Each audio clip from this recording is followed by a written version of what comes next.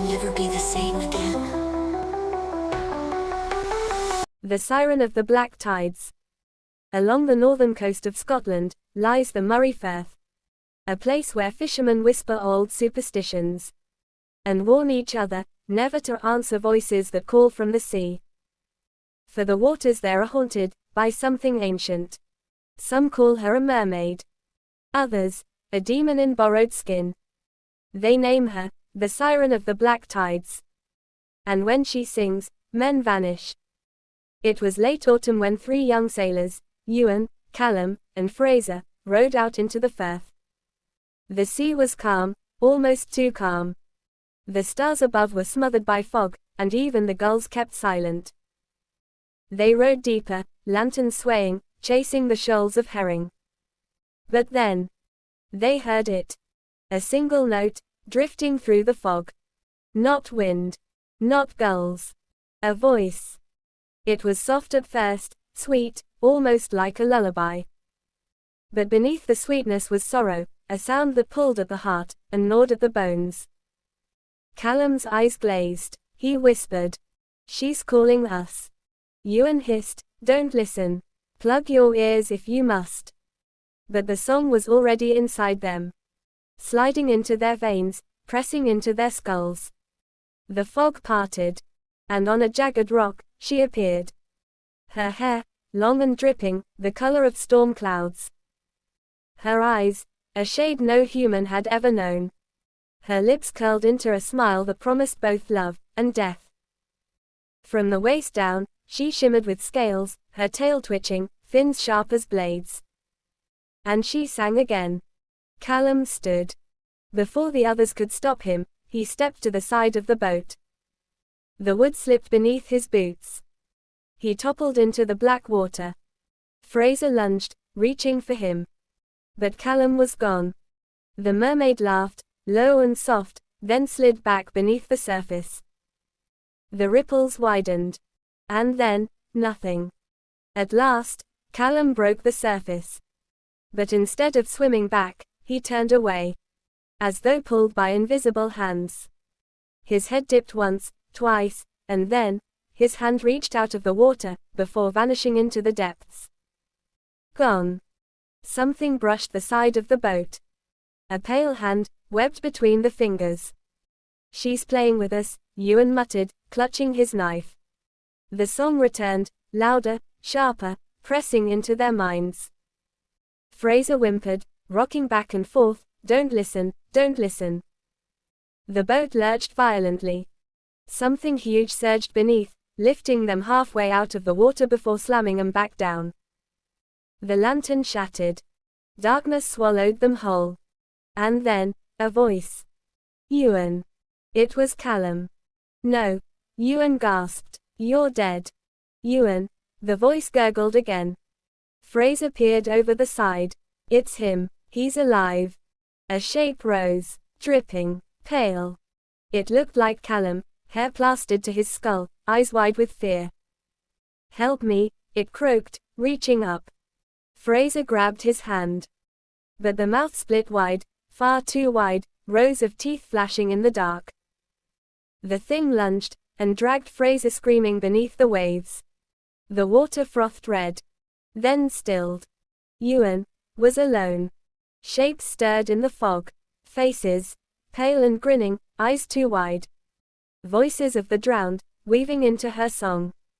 He rowed blindly, oars cutting through black water that clung like tar. Something followed. The slap of a tail echoed behind him. The song grew louder. So loud it filled his skull, rattled his bones. He could not resist. He turned. And there she was.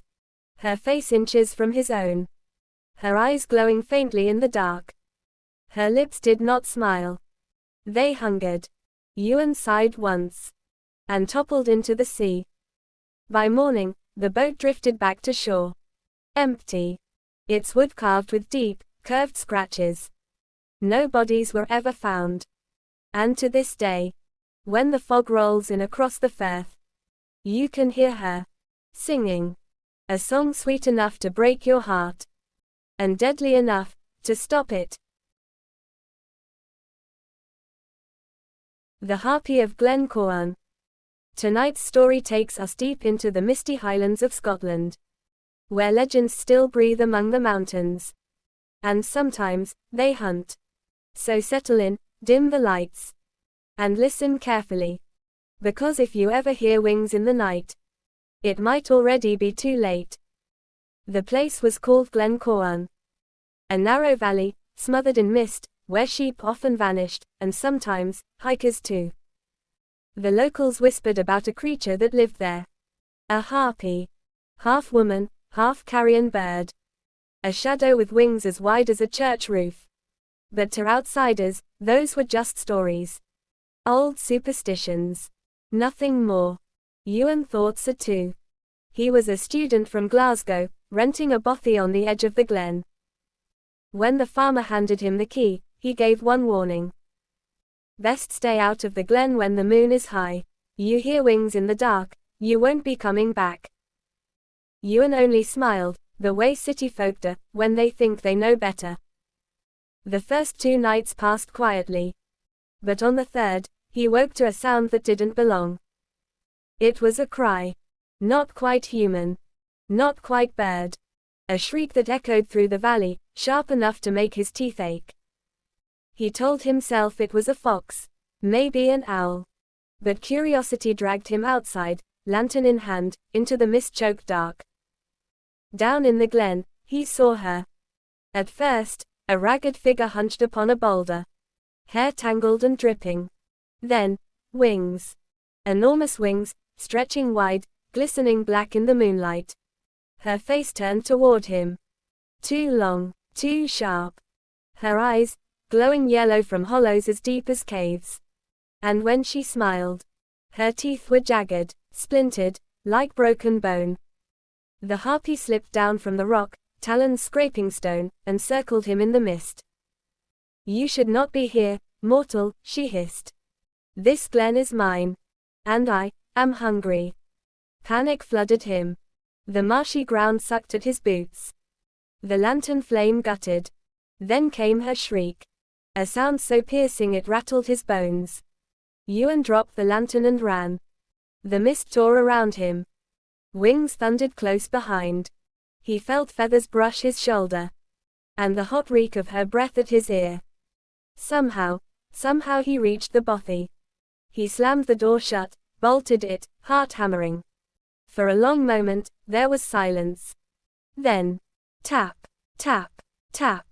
Long talons scraped against the window glass. And a pale, grinning face pressed close. You cannot hide forever, she crooned. The glen is mine. And now, so are you. He stayed there all night, curled in the corner, praying for dawn. But when the farmer returned a week later to collect the key, the bothy was empty. Ewan's bag was still inside. His boots, too. Only Ewan was gone.